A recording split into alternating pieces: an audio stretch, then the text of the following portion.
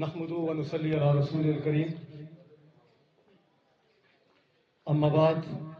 فاعوذ باللہ من الشیطان الرجیم بسم اللہ الرحمن الرحیم۔ آج مورخہ 22/11/2023 بروز بدھ باکم قائد محترم خاکسار تحریک پاکستان نیٹ ورکنگ انجینئر عنایت اللہ خان زیغم المشرقی عزروِ قرآن فکر المشرقی کے تناظر میں آج کی یہ محفل کا انعقاد بڑی گرمجوشی کے ساتھ میرے بھائیوں نے محلہ ٹینکی کے میرے انتہائی معزز شخصیات جن میں ساجد صاحب بھی ہیں، عباسی صاحب بھی ہیں، اسد بھائی بھی ہیں، اور میرے بہت سے عزیز اقارب محلہ ٹینکی سے تعلق رکھنے والے اپنی زندگی کا سب سے قیمتی سرمایہ انہوں نے وقت ہمیں دیا، اور جس گرم جوشی کے ساتھ جو انہوں نے ہمیں ویلکم کیا، ہمارا استقبال کیا، میں دل کی اتھاہ گہرائیوں سے ان کو عسکری سلام پیش کرتا ہوں۔ یا ایھا الذین آمنوا هل ادلکم علی تجارۃ تنجیکم من عذاب الیم تؤمنون باللہ ورسولہ وتجاہدون فی سبیل اللہ باموالکم وانفسکم ذالکم خیر لکم ان کنتم تعلمون یغفر لکم ذنوبکم ویدخلکم جنات تجری من تحت الانہار ومساکن طیبۃ فی جنات عدن ذالک الفوز العظیم۔ اخرى تحبونها نصر من اللہ وفتح قریب۔ یا ایھا الذین آمنوا اطیعوا اللہ واطیعوا الرسول واولی الامر منکم۔ صدق اللہ العظیم۔ میں کیونکہ وقت کی نزاکت ہے اس کو مد نظر رکھتے ہوئے میری یہ کوشش ہوگی کہ میں اپنے موقف کو اختصار کے ساتھ آپ کے درمیان رکھوں۔ یہ انتہائی قیمتی الفاظ ہیں جو میں آپ کے سامنے ان کو رکھنا چاہتا ہوں، کیونکہ اس وقت سب سے قیمتی چیز یہ انسان کا وقت ہے جو وہ اپنے بھائی کو کسی نہ کسی عنوان سے وہ دے رہا ہے۔ تو اس حوالے سے سب سے بنیادی چیز جو میں آپ کے درمیان رکھنا چاہتا ہوں کہ خاکسار تحریک نہ تو کوئی پارٹی ہے اور نہ ہی کوئی فرقہ ہے، بلکہ یہ تو 1400 سال پہلے کے نبوی اسلام کو پھر سے اس روئے زمین کے تختے پر غالب کرنے کی ایک تحریک ہے، ایک جدوجہد ہے، ایک تحرک ہے، ایک موومنٹ ہے۔ جب یہ خاکسار تحریک کوئی فرقہ نہیں ہے تو یہ بھی تمام تر تفرقہ بازی کی قطعی طور پر خلاف ہے۔ جب یہ پارٹی نہیں ہے تو یہ تمام تر پارٹی بازیوں کے اور اس انتشار اور افتراق کا جو ماحول بنا ہوا ہے اس وقت امت مسلمہ کے درمیان اور اسپیشلی اس پاکستان کے اندر، اس افتراق اور اس انتشار کی جو ہم سیاسی اور مذہبی طور پر جس طرح تقسیم ہو چکے ہیں، اس کی قطعی طور پر اس کو کنڈیم کرتی ہے۔ سب سے بنیادی چیز یہ ساری چیزیں یہ اس دین الحق کو غالب کرنے کے نقطہ نظر سے جو میرے نبی کی چلائی ہوئی تحریک، جو انہوں نے 23 سال کے عرصے میں اپنی جان کو ارکان کیا اس امت کے درمیان سے افتراق کو اور انتشار کو ختم کرنے کے لیے، اور وحدت امت کے اس الہی پروگرام کو اس کو بوسٹ اپ کرنے کے لیے، جس طرح میرے نبی نے اپنی 23 سال کی زندگی کو ارکان کیا، آج وہ وحدت امت کا تصور ختم ہو چکا ہے، اور یہ پارٹی بازیاں اور یہ تفرقہ بازیاں اور میرے نبی کی چلائی ہوئی تحریک کے راستے میں هو الذی ارسل رسولہ بالہدی ودین الحق لیظہرہ علی الدین کلہ ولو کره المشرکون، کہ ہے نبی تم اور تمہاری جماعت اس دین کو باقی ادیان پر غالب کر دو، ہے نبی خود کافروں کو برائی کیوں نہ لگے۔ یہ اس کے راستے میں، اس نبی کی چلائی ہوئی تحریک کے راستے میں سب سے بڑی رکاوٹیں ہیں، اور خاکسار تحریک اس ہرڈل کو، اس رکاوٹ کو جو مذہبی عنوان سے ہے، جو تفرقہ بازیوں کے عنوان سے، جو سیاسی عنوان سے، جس طرح پارٹی بازیوں میں جس طرح آج ہم انتشار اور افتراق کا شکار ہو چکے ہیں، اس کو قطعی طور پر ہم کنڈیم کرتے ہیں۔ دوسری بات کہ جب تک آپ کو خاکسار طریق کی نظریے، اس کی فکر، اس کی آئیڈیالوجی، جس آئیڈیالوجی کی بنیاد حضرت علامہ عنایت الحال المشرقی نے ضروع قرآن امت مسلمہ کے سامنے رکھی ہے، جب تک آپ اس آئیڈیالوجی، اس نظریے کو، اس فکر کو، اس اسٹیٹ آف مائنڈ کو جو مشرقی نے اس وقت اس تحریک کو کھڑا کرنے کی ضرورت محسوس کی ہے، جب تک آپ اس نظریے اور اس فکر، اس آئیڈیالوجی کو جب تک نہیں سمجھیں گے، جس نے اس تحریک کو کھڑا کیا تھا اس کے اسٹیٹ آف مائنڈ کو نہیں سمجھ سکتے، اس وقت تک آپ کو اس کی فکر، اس کی نظریے اور اس کی آئیڈیالوجی کی آپ کو سمجھ نہیں آ سکتی۔ بالکل اسی طرح جس طرح نبی علیہ الصلوۃ والسلام کو سمجھنے کے لیے، نبی کی چلائی ہوئی تحریک کو سمجھنے کے لیے، اس وحدت امت کے تصور کو سمجھنے کے لیے، جب تک آپ کو نبی کی جاری جدوجہد کو نہیں سمجھیں گے، آپ قرآن کو کسی صورت میں بھی سمجھ نہیں سکتے۔ قرآن کو اسی وقت آپ سمجھیں گے جب تک آپ نبی کی زندگی کو، اپنے آپ کو پیچھے اس قرن اول کے اس ماحول میں جا کر، جب تک آپ اپنے آپ کو نبی کے قدموں میں رکھ کر، جب تک نبی کی چلائی تحریک کو نہیں سمجھیں گے، اس وقت تک نہ تو آپ قرآن کو سمجھ سکتے ہیں، نہ اس نبی کی چلائی تحریک کو سمجھ سکتے ہیں۔ بالکل اسی طرح جب تک آپ مشرقی کی نظریے کو، اس کی فکر کو، اس کی آئیڈیالوجی کو، جو ایکسٹریکٹڈ فرام دی قرآن ہے، جو ایسنس آف دی قرآن ہے، جو قرآن کا نچوڑ ہے، جب تک آپ اس کو سمجھنے کی کوشش نہیں کریں گے، اس وقت آپ کو اس خاکسار تحریک کی، نبی کی چلائی تحریک کی، مشرقی کی اسٹیٹ آف مائنڈ کی، اس قرآن کی کسی صورت میں بھی آپ کو سمجھ نہیں آ سکتی۔ تو اس کو سمجھنے کے لیے یہ ضروری ہے کہ آپ اس کے اسٹیٹ آف مائنڈ کو چیک کریں کہ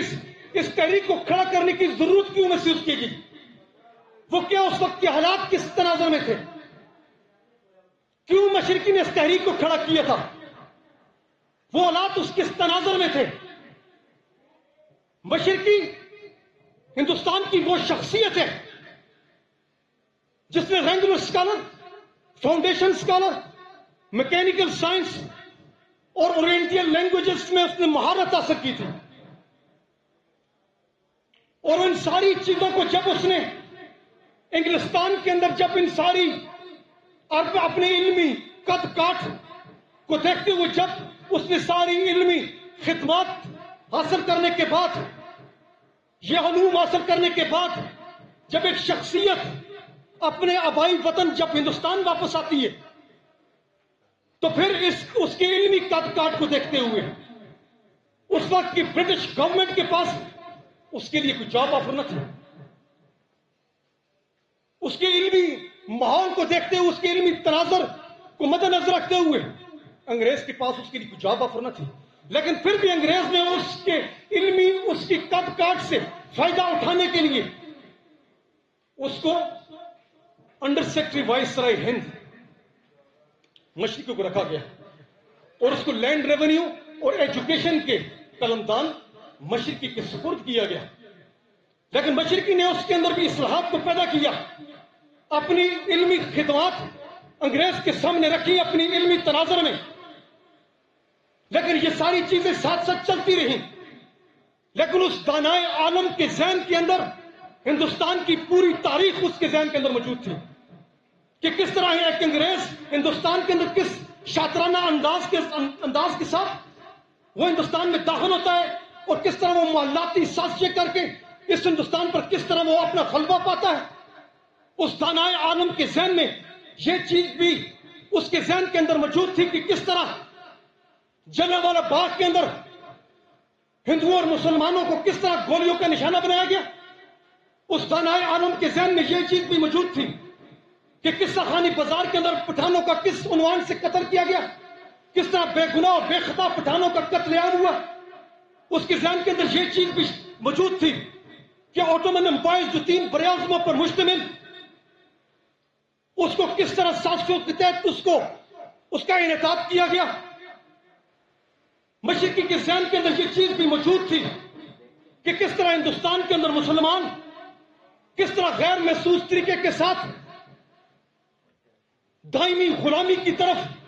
دن بدن دائمی غلامی کی طرف کس طرح بڑھ رہا ہے. اب یہ ساری چیزیں ایسی تھیں، ایسی فکر اور اس آئیڈیالوجی کی ضرورت آن پڑی. پھر اس نے وہ سوچا کہ مسلمانوں کو کس طرح ان کا کھو وہ مکان، وہ کرن اول کا ماحول کس طرح مسلمانوں کو نصیب ہو سکتا ہے. اب یہ ساری ایسی چیزیں تھیں جو مشرقی کے ذہن کو ہٹ کر رہی تھی. اولم یسیروا فی الارض فینظروا کیف کان عاقبۃ الذین من قبلہم کانوا هم اشد منہم قوۃ وآثار فی الارض فاخذهم اللہ بذنوبہم وما کان اللہ من اللہ من واق. کیا یہ لوگ زمین پر چلتے پھرتے نہیں ہیں کہ یہ اپنی آنکھوں سے دیکھ لیں کہ ہم نے گزشتہ اقوام کے ساتھ کیا سلوک کیا تھا، کہ وہ طاقت میں تم سے زیادہ کہیں اوپر تھے اور اپنے زبردست آثار انہوں نے اپنے پیچھے چھوڑے، لیکن ہم نے ان کے گناہوں کی وجہ سے ان کو پکڑ لیا، ہم نے ان کے گناہوں کی وجہ سے ان کو دھر لیا. میں سمجھتا ہوں کہ this is the valid point, this is the valid point that boggles to the mind. اور یہ ایک اہم فیکٹر ہے جس کو سمجھنے کی ضرورت ہے. یہ دماغوں کو جھنجھوڑتا ہے یہ پوائنٹ کہ کس تناظر میں امتیں وہ عمال نہ کرنے کی پاداش میں کس طرح امتیں ان سے استخلاف فی الارض کس طرح چھینا جا رہا ہے، ان سے بادشاہت زمین کا تصور کس طرح چھینا جا رہا ہے، ان سے استخلاف فی الارض کس طرح اس کو صفائی ہستی سے کس طرح وہ قومیں مٹائی جا رہی ہیں، کس طرح ان سے قوت طاقت اور ان کے خزانے کس طرح کس بنیاد پر ان اعمال کو نہ کرنے کی پاداش میں ان سے یہ ساری چیزیں کس طرح چھینی جا رہی ہیں. یہ فکر، یہ نظریہ، یہ رائز آف دی نیشن کے اصول، یہ سروائیول آف دی فٹسٹ لا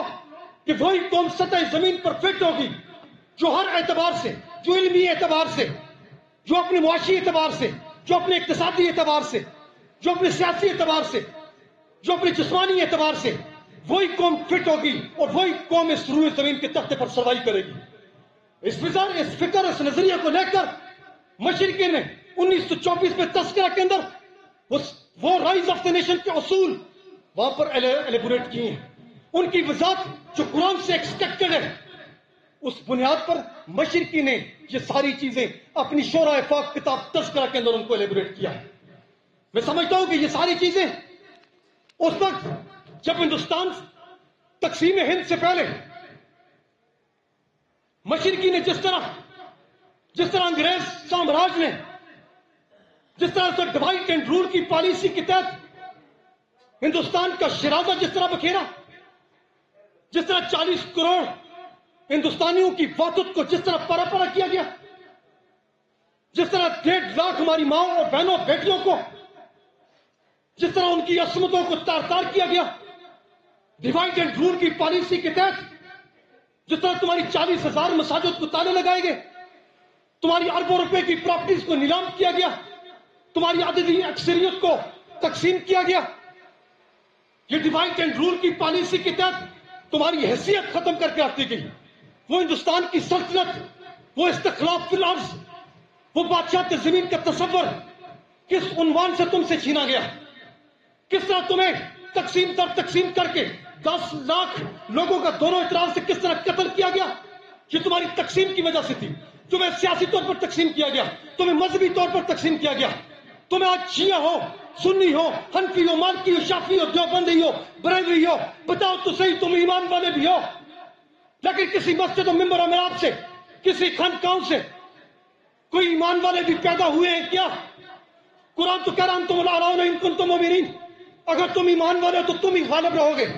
لیکن آج ہم ایمان والے نہیں ہیں، اسی لیے ہم غالب بھی نہیں ہیں. آج پوری روئے زمین کے تخت پر اگر کوئی مغلوب ہے تو وہ مسلمان قوم مغلوب ہے.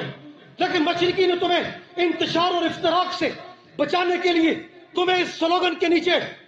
اس انما المؤمنون اخوۃ کہ اس عالمی پروگرام کے نیچے، اس امبریلا کے نیچے کس طرح تمہیں مضبوط اور منظم بنیادوں پر استوار کرنے کے لیے تمہیں ایک امبریلا کے نیچے یونائٹ کیا، متحد کیا. یہ فلسفہ تھا، یہ آئیڈیالوجی تھی، یہی نظریہ تھا جس کی بنیاد پر مشرقی نے حضور قرآن اس جماعت کو خاکسات طریق کو کھڑا کیا گیا. وَلْتَكُن مِّنكُمْ أُمَّةٌ يَدْعُونَ إِلَى الْخَيْرِ وَيَأْمُرُونَ بِالْمَعْرُوفِ وَيَنْهَوْنَ عَنِ الْمُنكَرِ وَأُولَٰئِكَ هُمُ الْمُفْلِحُونَ وَلَا تَكُونُوا كَالَّذِينَ تَفَرَّقُوا فاختلافوا من بعد ما جاءهم البينات واولئک لهم عذاب عظیم. تمہارے درمیان ایک جماعت کا ہونا بہت ضروری ہے جو تمہیں اتحاد کی طرف دعوت دے. آج تم منتشر ہو, آج تم سیاسی طور پر منتشر ہو, آج تم مذہبی طور پر منتشر ہو, آج تم مسجدوں میں بٹے ہوئے ہو, مسجدوں ممبر و مرام میں بٹ گئے ہو, اپنے محلوں کے اندر بٹ گئے ہو, اپنے گھروں کے اندر بٹ گئے ہو, لیکن مشرقی نے تمہیں اس ہندوستان کی سرزمین پر تمہیں یونائٹ کیا ہے. اور یونائٹ ہونے کا سبق انتم الاعلون ان کنتم مؤمنین کے تصور عالمگیر تصور سے روشناس کیا ہے. اس اخوت کی عالمگیر رشتے کے اندر تمہیں پرویا. جس طرح میرے نبی نے مکہ اور مدینہ کے انصار اور مہاجرین کو جس طرح اخوت کے رشتے میں جو ایک دوسرے کے لیے اجنبی تھے, ایک دوسرے سے ان کا کوئی خون کا تعلق نہیں تھا, لیکن میرے نبی نے ان کو اخوت کے رشتے میں پرو دیا. مشرقی نے بھی تمہیں اخوت کے رشتے میں پرونا چاہتا تھا اور اس نے پروئے بھی اور پرونا چاہتا بھی ہے. اسی تناسب میں, اسی تناظر میں مشرقی نے حضور قرآن اس جماعت کی بنیاد رکھی کہ ایسے افراد ہوں جو انتہائی طور پر ریجیمنٹڈ ہوں, جو انتہائی طور پر مضبوط اور منظم بنیادوں پر استوار ہوں, اور وہ اتحاد البین المسلمین کا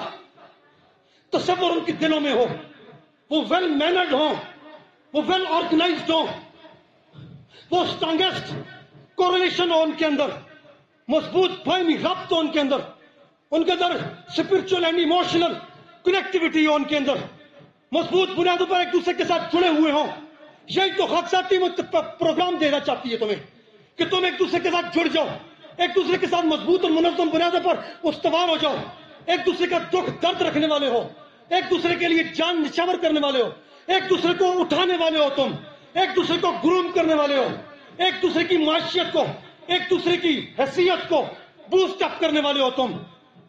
خاکسار تمہیں اٹھانا چاہتی ہے, اسی محلے کی سطح پر تمہیں سسٹم آف گورننس دینا چاہتی ہے, اس نظام باطلہ کے خلاف, اس مغربی طرز جمہوریت کے خلاف تمہیں محلے کی سطح پر, اسی محلے کے اندر وکیل بھی ہیں, اسی محلے کے اندر اساتذہ بھی ہیں, اسی محلے کے اندر انجینئرز بھی ہیں, ڈاکٹر بھی ہیں, تمہارے بچے بھی ہیں. ہم ان بچوں کی تربیت اپنے ہاتھوں سے کرنا چاہتے ہیں بھائی, ان کے اخلاق و کردار کو اپنے ہاتھوں سے ان کی تعمیر کرنا چاہتے ہیں, تاکہ یہ اس نظام کے خلاف, اس مغربی طرز جمہوریت کے خلاف جس نے تمہیں بھوک, ننگ, افلاس, تنگ دستی کے بغیر تمہیں کچھ بھی نہیں دیا, ہم اس مغربی طرز جمہوریت جو انگریز کی پیداوار ہے, جو انگریز کی طرف سے یہ چیز, یہ پروگرامنگ, یہ دجالی قوتیں اس پروگرام کو لانچ کی ہوئی, خاکسار طریقے اس پروگرام کے مد مقابل تمہیں یہ پروگرام دینا چاہتی ہے کہ سب سے پہلے تم اپنے آپ کی اصلاح کرو, اپنی ماڈیفیکیشن کرو, اپنے آپ کو ماڈیفائی کرو, پھر اپنے گھر والوں کو ماڈیفائی کرو, ان کی اصلاح کرو, ان کے اندر تنظیم سازی کرو, اپنے محلے کے اندر اپنے بچوں کو مضبوط اور منظم بنیادوں پر استوار کرو. آج تم کیا سمجھتے ہو کہ تم آزاد ہو؟ کس بنیاد پر تم آزاد ہو؟ آج بھی تمہاری بیوروکریسی, آج بھی تمہاری انتظامی امور, آج بھی 1935 کے ایکٹ کے تحت اس کو فلٹر کر کے تمہیں سارے انتظامات چلائی جا رہے ہیں. تم سمجھتے ہو کہ تم آزاد ہو؟ آج بھی تم اسی نہ نظر آنے والی غلامی کے اس دلدل میں دستے چلے جا رہے ہو, لیکن تمہیں تمہارے باپ دادوں کو بھی اس کی خبر نہیں ہے بھائی. آج بھی تمہارے اندر وہ ایس ایچ او تمہارے اوپر 3rd ڈگری استعمال کر کے تمہیں ٹھٹوں کے آگے رکھ کر تمہیں اولاد بند کرتا ہے, لیکن کسی کی ضرورت نہیں ہے کہ وہ ایس ایچ او کو ریزسٹ کرے, اس کے راستے کی رکاوٹ بنے کہ تم انتہائی غلط اقدام کر رہے ہو. لیکن جب تک تم مضبوط اور منظم بنیادوں پر محلے کے اندر ایک دوسرے کے ساتھ مضبوط بنیادوں پر ایک آئیڈیالوجی کے تحت, ایک نظریے کے تحت, ایک فکر کے تحت اگر تم متحد العمل نہیں ہوتے, تب تک تمہارے ساتھ اسی 70 سال پہلے بھی تمہارے ساتھ یہی اشور ہوتا رہا اور آئندہ بھی تمہارے ساتھ یہی اشور ہوگا. جس طرح آج عام طبقاتی نظام کے اندر بڑھ چکے ہیں کہ امیر کا بیٹا تو بہرحال میں پڑے, وہ بیگن ہاؤس میں پڑے, لیکن غریب کا بیٹا وہ ٹوٹی پھوٹی کرسیوں پر, وہ ٹاٹوں پر. یہ کون سا تعلیمی نظام ہے؟ یہ کون سا طبقاتی نظام ہے؟ یہ کون سی مساوات ہے؟ یہ کون سی ایکویلٹی ہے؟ یہ کس نظام کی بات کر رہے ہو؟ تم سمجھتے ہو کہ تم آزاد ہو؟ اگر تم اپنی آزادی کو دیکھنا چاہتے ہو تو تمہارا پہلا گورنر جنرل وہ تاج برطانیہ کا حلف, یہ ہمارے ساتھ ٹیچر بیٹھے ہوئے ہیں, تاریخ سے بہت ان کو اویئرنس رکھتے ہیں. تمہارا پہلا گورنر جنرل وہ تاج برطانیہ کا حلف اٹھا کر اپنے عہدہ کا حلف اٹھا رہا ہے. تم سمجھتے ہو کہ تم آزاد ہو؟ تم اپنی آزادی کو دیکھنا چاہتے ہو تو پھر وہ اپنے تقسیم ہند سے پہلے جس طرح تمہیں انگریز نے جس طرح ڈیوائڈ اینڈ رول کی پالیسی کے تحت جس طرح تمہارے جو نظام مغربی طرز جمہوریت تمہارے اوپر اس نے جو مسلط کیا ہے، جس طرح ہمارے اوپر آج بھی اشرافیہ، آج بھی ایلیٹ کلاس، آج بھی ہماری بیوروکریسی جس طرح ہمارے سروں پر مسلط ہے، یہ ٹرائی اینگل برمودا اینگل جس طرح ہمارے حقوق کو غصب کر رہا ہے، ہمارے بچوں کے نسلوں کے تحفظ غیر یقینی ہو چکا ہے، جس طرح ہم اس نہ نظر آنے والی غلامی کے اندر جس طرح دھکیلے جا رہے ہیں۔ خاکساتی تمہیں اس نظام باطلہ کے خلاف نظام عالم کو کھڑا کرنے کے لیے اس باغری طرز جمہوریت کے مقابلے میں اس محلے کی سطح پر تمہیں اٹھانا چاہتی ہے کہ تم اپنے حقوق کے لیے، اپنے مستقبل کی نسلوں کے تحفظ کے لیے، ان کے بہترین مستقبل کے لیے تم اپنے آپ کو مضبوط اور منظم بنیادوں پر استوار کرو، تاکہ تمہاری نسلیں آئندہ بہترین مستقبل کا خواب شرمندہ تعبیر کر سکیں۔ ورنہ 70 سال پہلے گزر چکے ہیں، 70 اور بھی گزر کے تو کوئی بھی تبدیلی پیدا قطعی طور پر نہیں ہو سکتی۔ ہم اس نظام کی بات کر لیں، لیکن ایک فکر، ایک نظریے، ایک آئیڈیالوجی کی تحت کہ ایسا پیرامیٹرز ہوں، پیرامیٹرز جو مشرقی نے عذر قرآن جو تذکرہ کے اندر جن کو ڈیفائن کیا ہے، وہ صحیح معنوں میں توحید فی العمل کے وہ پرچار کرنے والے ہیں، خدا کی وحدانیت کا پرچار کرنے والے ہیں، صحیح معنوں میں وحدت امت کا تصور ان کے دلوں میں ہو۔ ہم اس نظام کو غالب کرنے کے در پہ ہیں، ہم اس نظام کو غالب کرنے کے لیے ہماری کوششیں، ہماری جدوجہد اس محلے کے اندر بھی ہے، اور ہم پورے اس پویلیا کے اندر اس نظام کو، اس فکر کو، اس نظریے کو، اس آئیڈیالوجی کو پریویل کرنے کے لیے، آپ کی دماغوں کی کھڑکیاں کھولنے کے لیے حرکت و عمل میں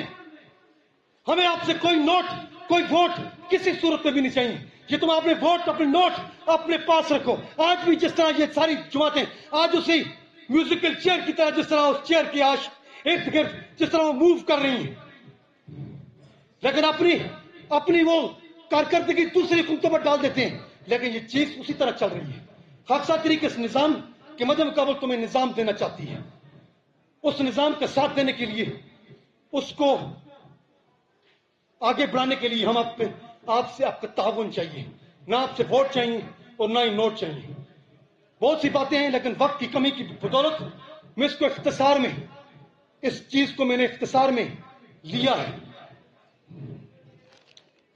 کچھ اشعار کے ساتھ میں آپ سے اجازت چاہوں گا۔ بنام طاقت کوئی اشارہ نہیں چلے گا، بنام طاقت کوئی اشارہ نہیں چلے گا، اداس نسلوں پہ اب اجارہ نہیں چلے گا۔ ہم اپنی ہر سمت خود تلاشیں، ہم اپنی ہر سمت خود تلاشیں، ہماری خاطر کوئی ستارہ نہیں چلے گا۔ حیات اب شام غم کی تشبیہ خود بنے گی، حیات اب شام غم کی تشبیہ خود بنے گی، تمہاری زلفوں کا استہارہ نہیں چلے گا۔ چلو سروں کا خراج نو کے ثنا کو بخشیں، چلو سروں کا خراج نو کے ثنا کو بخشیں، کہ جان بچانے کا استخارہ نہیں چلے گا۔ ہمارے جذبے بغاوتوں کو تراشتے ہیں، ہمارے جذبے بغاوتوں کو تراشتے ہیں، ہمارے جذبوں پہ بس تمہارا نہیں چلے گا۔ ازل سے قائم ہے دونوں اپنی ضدوں پہ موسم، ازل سے قائم ہے دونوں اپنی ضدوں پہ موسم، چلے گا پانی مگر کنارہ نہیں چلے گا۔ بہت دکھ اٹھا لیے ہم نے درد کی چکی میں پس کر، اب یہ ظلم یہ جبر نہیں چلے گا۔ انقلاب کی روش بھی عجیب ہے، قدم قدم پہ صعوبتیں ہیں، انقلاب کی روش بھی عجیب ہے، قدم قدم پہ صعوبتیں ہیں۔ نبی کی سنت کا تقاضا ہے یہی، نبی کی سنت کا تقاضا ہے یہی۔ اب یہ نظام یہ چلن نہیں چلے گا۔ وما علینا الا البلاغ المبین۔ جزاک اللہ۔